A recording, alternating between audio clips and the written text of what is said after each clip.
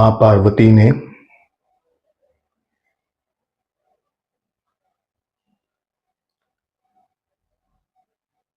भगवान शिव से पूछा,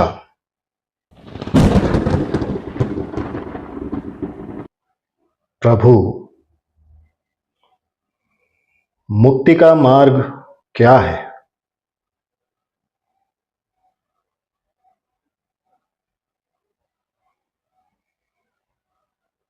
शिव मौन रहे।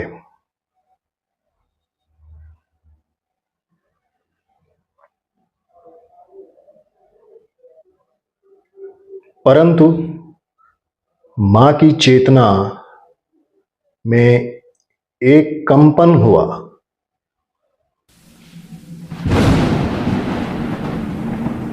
और तभी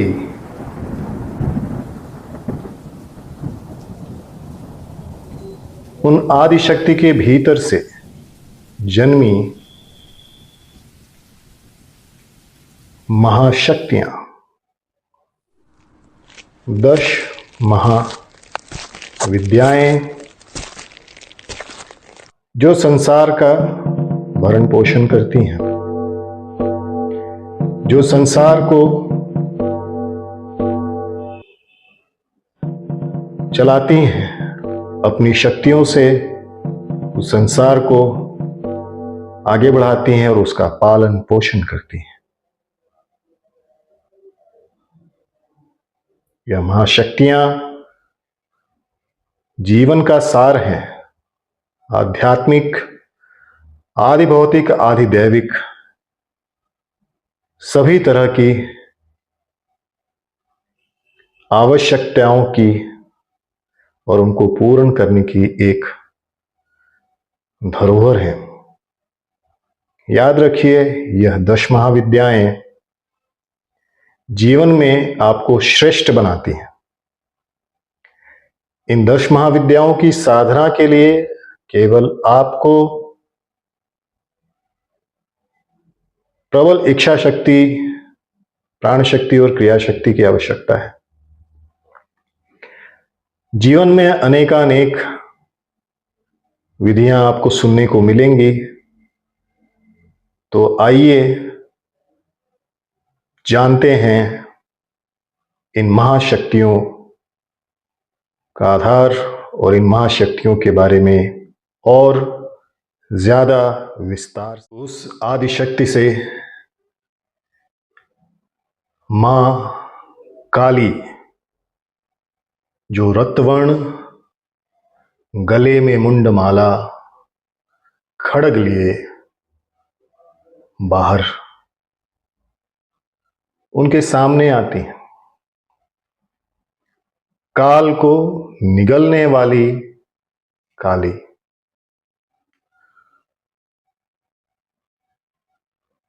अज्ञानता अविद्या का संहार करने वाली मां काली, वे शमशान की देवी हैं। शमशान यानी अनंत शांति। भले ही उनका स्वरूप उग्र होते हुए भी मां का हृदय अत्यंत कोमल है। वे शमशान में निवास करती हैं और वे हमें मृत्यु के भय से हमेशा हमेशा के लिए मुक्त कर देती हैं। मां काली जीवन में कभी भी अकाल मृत्यु को टालने में हमेशा सर्वदा सक्षम है। तो मां काली का यह स्वरूप जीवन को निर्भय बनाता है। मां महाकाली का भक्त कभी भी भयभीत नहीं हो सकता। उनका यह मंत्र, ओम क्रीम कालिकायै नमः, आपको भय मुक्त कर देता है। मां आदिशक्ति के अंदर से मां भगवती तारा, जो स्वयं नीले रंग की हैं, इन्हें नील सरस्वती भी कहा गया है, और यह शिव को अमृत पिला रही होती हैं। शिव के जो 5 स्वरूप हैं, जो उनके साकार स्वरूप हैं, उनको अमृत पान कराती हैं। मां तारा वह हैं जो जीवन सागर को पार कराएं। इन्हें तारा या तारिणी वाली महाविद्या भी कहा गया। जीवन में अगर आप अपने आप को जीवन मुक्त की अवस्था में लेकर जाना चाहते हैं तो मां तारा की साधना आपके लिए अत्यंत आवश्यक है। वे मृत्यु को अमृत में बदल देते हैं। मां तारा, भगवती तारा, वह मृत्यु को अमृत यानी कि मृत्यु को टाल देते हैं, मृत्यु को ही समाप्त कर देते हैं। और यह भी कहा गया है कि बालक को अपनी गोद में लेकर वह पुनर्जीवित कर सकती हैं। अब आगे हम महाविद्या छिन्नमस्ता का ध्यान करेंगे। छिन्नमस्ता देवी का स्वरूप, जिनका मस्तक छिन्न है और रक्त की 3 धाराएं बह रही हैं। मां भगवती का वह स्वरूप जो बलिदान का मूर्ति है। मां छिन्नमस्तिका बलिदान की मूर्ति है। यहां पर माता अपने भक्तों के ऊपर करुणा करती हैं, अपने भक्तों के ऊपर करुणा करके उनके ऊपर अपना आशीर्वाद प्रदान करती हैं। स्वयं का शीश काटकर अपनी शक्तियों का पोषण करती हैं। हम सभी, आप सभी उसी महान शक्ति का एक अंश हैं। हम सभी का भरण पोषण मां छिन्नमस्ता करती हैं। अपने कर्मों को, हम जो भी कर्म कर रहे हैं, अच्छे बुरे जो भी कर्म हम कर रहे हैं, उन सभी कर्मों को काट सकती हैं, काट देती हैं।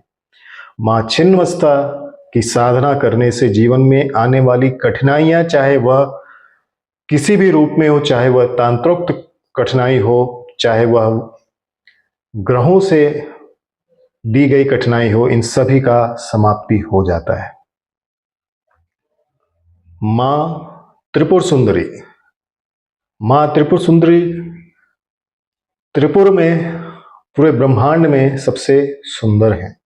मां का स्वरूप इतना दिव्य है, इतना सुंदर है कि उसके बारे में एक साधारण मनुष्य की जीवा थक जाती है, कुछ बता ही नहीं सकती।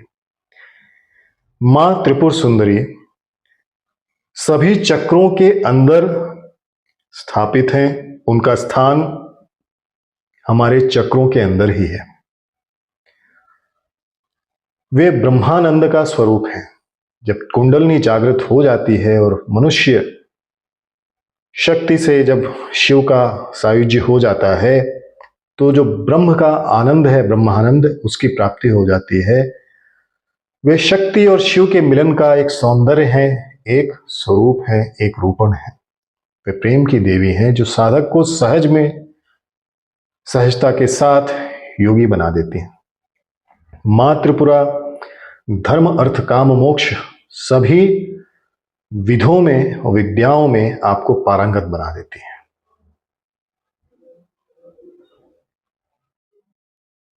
मां भुवनेश्वरी, मां भुवनेश्वरी को हम समझते हैं एक विशाल अनंत आकाश के रूप में, जिनकी आभा पूरे ब्रह्मांड में व्याप्त है। भुवनेश्वरी आकाश तत्व की अधिष्ठात्री हैं। इनकी कृपा जिस पर पड़ गई, उसके जीवन में कुछ भी शेष नहीं बचता, अर्थात उसको, उसके जीवन की सभी मनोकामनाएं पूर्ण होती दिखती हैं, क्योंकि यहां पर कोई भी अपने आप को संकुचन की भावना नहीं होती, आकाश की भावना होती है, अनंत की भावना होती है। तो जीवन में सब कुछ अनंत रूप में मिलता है।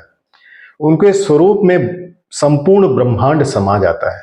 माता भुवनेश्वरी के स्वरूप में सारा ब्रह्मांड समा जाता है। वे अस्तित्व के विस्तार की देवी हैं। अगर आपको लगता है कि आपका अस्तित्व खतरे में है या आपका अस्तित्व बढ़ना चाहिए, तो मां भुवनेश्वरी की साधना होनी परम आवश्यक है। मां भैरवी, मां भैरवी अग्नि और तांडवमयी ऊर्जा है। यह शिव की वह शक्ति है जो शिव के सभी कार्यों को पूरी तरह से उसमें सफलता के साथ क्रियान्वित करती हैं। भैरवी कालाग्नि का रूप है, भीतर के भय को जलाकर समाप्त कर देती है। मां भैरवी साधक के अंदर निर्भयता की अग्नि जागृत कर देती हैं।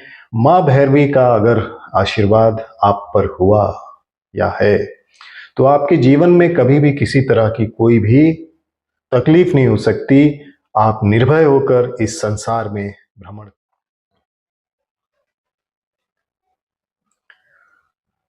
मां बगलामुखी, जिन्हें हम पीतांबरा भी कहते हैं, जिन्हें हम ब्रह्मास्त्र विद्या भी कहते हैं, यह वह शक्ति है जो पूरे ब्रह्मांड में सबसे पहले आप मान सकते हैं कि इनकी उत्पत्ति हुई। क्योंकि जब ब्रह्मांड बना और बड़े बड़े पेड़, बड़े बड़े पहाड़, बड़े बड़े सभी चीजें जो कुछ भी सृष्टि में बनी, सबसे पहले उसमें कोई भी ताल या लय नहीं था, स्थिरता नहीं थी, सब कुछ उड़ा जा रहा था।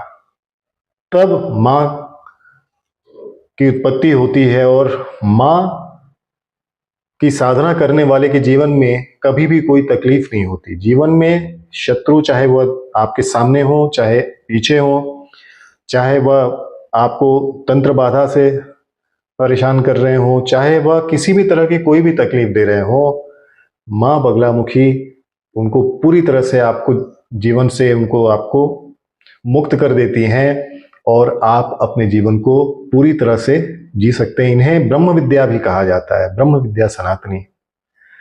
तो यह सनातनी सबसे पुरातन भी कहा गया इन्हें, और ब्रह्म विद्या भी कहा गया।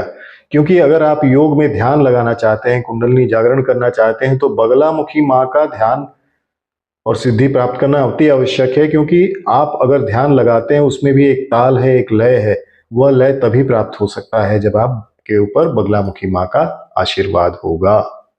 तो मां बगलामुखी आप सबका कल। मातंगी, वीणा बजाती हुई हरित वर्ण की मां मातंगी, मातंगी वाणी की अधिष्ठात्री हैं। वे ब्रह्म वाक्य के प्रतीक हैं।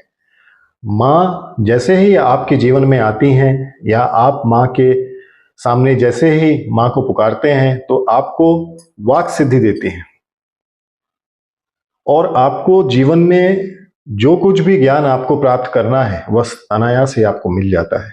मां का आशीर्वाद संसार में आपको महायोगी बना सकता है।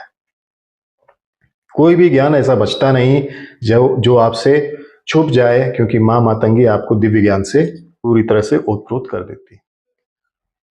10वीं महाविद्या मां कमला। मां कमला कमल पर विराजमान है, स्वर्णमयी देवी है। कमला लक्ष्मी जी का तांत्रिक स्वरूप माना गया है।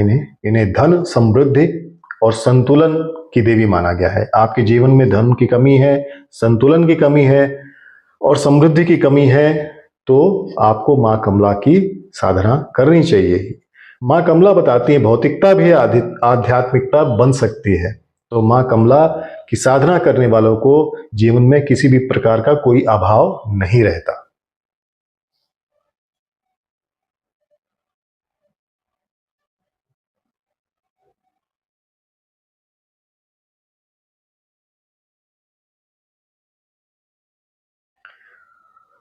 मां धूमावती, मां धूमावती का स्वरूप एक वृद्धा का है, राख और धूमें लिपटी हुई। तो धूम्र स्वरूप होने के चलते इनको धूमावती कहा गया है। लेकिन धूमावती वह है जो सब कुछ छीन लेती है। सब कुछ आपके जीवन से नहीं, आपके जितने भी विरोधी हैं, आपके जितने भी तकलीफें हैं, आपके जीवन में जितनी भी परेशानियां हैं, उन सबको छीन लेती हैं और ये छीनने के बाद आपको यह बताते हैं कि आप इन चीज़ों में अपनी आसक्ति ना रखें, क्योंकि धूमावती आपको अपने अंदर की चेतना के साथ आपको जोड़ देती हैं। ये विरक्ति और रहस्य की देवी हैं। यह आपके अंदर ऐसी वैराग्य उत्पन्न कर देते हैं कि आप संसार के प्रति अपना मोह त्याग देते हैं। धूमावती प्रबल शत्रु संहारक भी है। वह शत्रु जिसे आप जानते नहीं, वह शत्रु जो आपको परेशान कर रहा है, उस शत्रु को भी समाप्त करने में मां धूमावती आपकी सहायता करती हैं।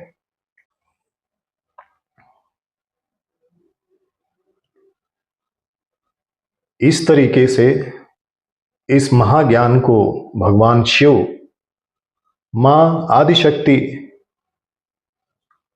को देते हुए और उनके इस आत्मसात के साथ ये 10 महाविद्याएं उन्हीं आदिशक्ति में वापस समा जाती हैं। अज्ञान से ज्ञान तक की यह महान यात्रा है। वे केवल देवी नहीं है, चेतना की 10 अवस्थाएं हैं और चेतना जो है वह शिव है। तो शिव जी की ही 10 अवस्थाएं हैं। यह 10 महाविद्याएं केवल शक्ति रूप में नहीं है, यह चेतना के रूप में है। इसीलिए हम शिव और शक्ति को कभी भी पृथक होकर साध ही नहीं सकते। हमें केवल यह समझना है कि यह जो शक्ति है और उस शक्ति की जो चेतना है वह दोनों एक ही है। ये 10 महाविद्याएं जिन्होंने भी जीवन को साध लिया, जिन्होंने भी इन 10 महाविद्याओं की सिद्धि प्राप्त कर ली, वह जीवन में सर्वश्रेष्ठ हो गया। उसे जीवन में किसी भी तरह की कोई कमी नहीं हुई। याद रखिए, जीवन में अगर आप आगे बढ़ना चाहते हैं तो इन सभी 10 महाविद्याओं को भी सीखा जा सकता है, इनकी साधना सीखी जा सकती है। इन सभी साधनाओं को सीखने के लिए संसार में अनेक दिव्य महान योगी हुए हैं, गुरु हुए हैं, जिनसे आप इनकी साधना सीख सकते हैं। इनकी साधना करने से, जैसा कि मैंने आपको पूर्व में बताया है, कि इन सभी 10 महाविद्याओं की जो 10 शक्तियां हैं अगर आपके अंदर आ जाती हैं, या ये शक्तियां आपकी रक्षा करना शुरू कर देती हैं। वैसे तो रक्षा कर ही रही हैं, आप माने या ना माने वह आपकी रक्षा कर रही है, लेकिन जब आप पुकारते हैं, एक बेटे की आवाज जब मां तक पहुंचती है तो आपको जीवन में कभी भी किसी तरह की भी कोई कमी नहीं रहती। इन 10 महाविद्याओं की सिद्धि और साधना के लिए एक मार्ग जो तंत्र बताता है, जिसका अपना अलग मार्ग है, दूसरा योग मार्ग है।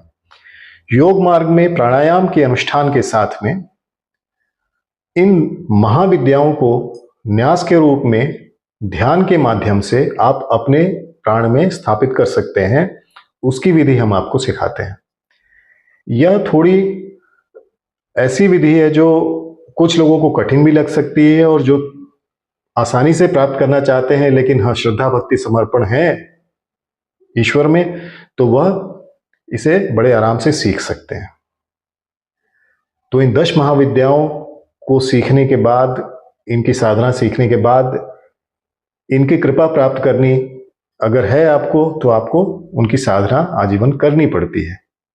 और जब इन महाशक्तियों की कृपा आप पर बरसने लगती है तो आपको जीवन में किसी भी भौतिक या आध्यात्मिक या किसी भी चीज की आवश्यकता ही नहीं पड़ती, क्योंकि यह महाशक्तियां शिव का ही शक्ति स्वरूप है, शिव की ही शक्ति है।